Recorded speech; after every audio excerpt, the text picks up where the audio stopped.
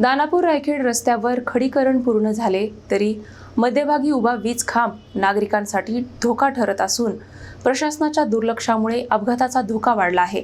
दानापूर रायखेड मार्गावर रस्त्याचे खडीकरण पूर्ण झाल्यानंतर नागरिकांना दिलासा मिळेल अशी अपेक्षा होती, मात्र या रस्त्याच्या मध्यभागीच उभा असलेला वीज खांब आता मोठा धोका बनला आहे। हा खांब अक्षरशः मृत्यूचा सापळा ठरत असून प्रशासनाच्या निष्क्रियतेमुळे नागरिकांचे जीव धोक्यात आले आहेत। या रस्त्याचा वापर मोठ्या प्रमाणात शेतकरी आपल्या शेतीमालाच्या वाहतुकीसाठी करतात। ट्रॅक्टर, दुचाकी आणि इतर वाहनांना या खांबामुळे वळसा घालावा लागतो, त्यामुळे अपघाताची शक्यता वाढते। विशेषतः रात्रीच्या वेळी रस्त्यावर पुरेशी प्रकाश व्यवस्था नसल्याने हा खांब दिसतही नाही आणि त्यामुळे गंभीर अपघात होण्याचा धोका अधिकच वाढतो। स्थानिक नागरिक आणि शेतकऱ्यांनी वारंवार वीज वितरण विभागाकडे तक्रारी दिल्या होत्या, मात्र संबंधित अधिकाऱ्यांकडून कोणतीही ठोस कारवाई झालेली नाही। यामुळे प्रशासनाविषयी तीव्र नाराजी व्यक्त होत आहे। जर तातडीने हा खांब हटवला गेला नाही तर मोठा अपघात होण्याची शक्यता नाकारता येत नाही। त्यामुळे प्रशासनाने तात्काळ दखल घेऊन हा धोका दूर करावा अशी जोरदार मागणी नागरिकांकडून करण्यात येत आहे।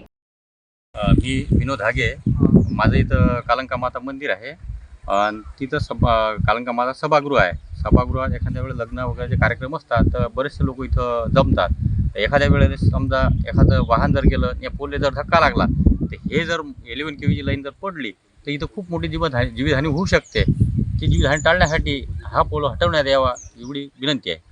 पासून हा रोड चालू आहे दानापूर वारखेड, तरी या रोडचे जे काम चालू आहे हे चांगल्या प्रगतीवर आहे, परंतु हा जो पोल आहे हा वारंवार पत्रव्यवहार करूनही हा काढण्यात आलेला नाही आहे। MSEBने हा लवकरात लवकर काढावा, कारण की इथून केळीच्या गाड्या जड वाहनं जातात, त्याच्यात अडचण येत आहे। यात जर नुकसान जर झालं तर एखाद्या कास्तकाराची जीवितहानी होऊ शकते।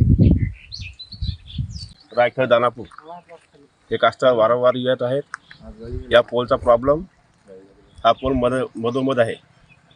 या पोलच्या बाऱ्यात आम्ही ग्रामपंचायतीला कळवलं, ग्रामपंचायतीने पत्रव्यवहार केला। पत्रव्यवहार केल्यानंतर MSEBने उडवडीची उत्तर दिली। नंतर ते संबंधित बँकचे ठेकेदार देशमुख साहेब यांची चर्चा केली असता तेही उडवडीची उत्तर देत आहेत। त्याच्यानंतर आम्ही निखिल मिसाळ आम्ही त्या MSEBचे कर्मचारी घेऊन आलो। त्यांनी इथं बघलं, त्यानंतरही ते कोणत्याच प्रकारचं काम हाती घेत नाहीत।